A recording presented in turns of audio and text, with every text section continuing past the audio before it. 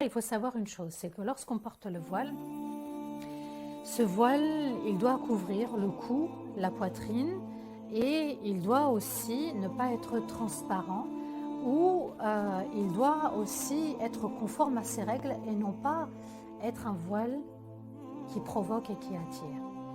Il y a certes le tissu, le voile qu'on porte sur la tête, mais il y a la tenue aussi qui va avec.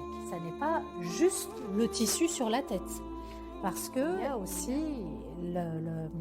on va dire, la tunique, il y a la robe, il y a le pantalon, et là aussi l'islam a légiféré.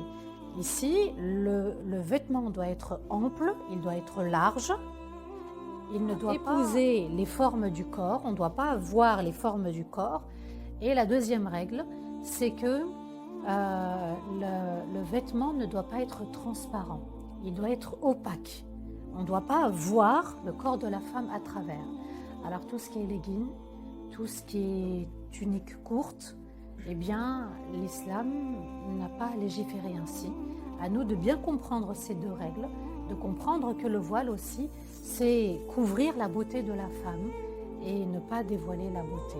Il y a le comportement qui va avec, il y a une éthique qui va avec, il y a une pudeur qui va avec, il y a des choses qui se font, il y a des choses qui ne se font pas.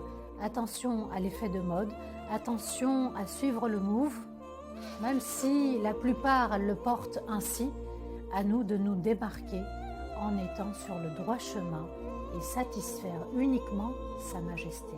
Qu'Allah vous facilite, on a besoin aussi dans la communauté des femmes fortes. Soyez fortes, et bien même s'il y a des critiques, même si il va falloir résister à la mode, on peut s'habiller à la mode. Mais la mode, elle doit être conforme aux règles de l'islam.